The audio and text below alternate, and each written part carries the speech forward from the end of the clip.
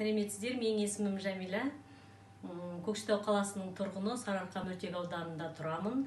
Осы мөлтек ауданы жаңадан болғаннан кейін біздің үйімізге тек қана 1 жыл ғана болды. Осы уақыт бойы біз интернетке қосыла алмай қатты қиналып, қатты қиыншылықтар көрдік.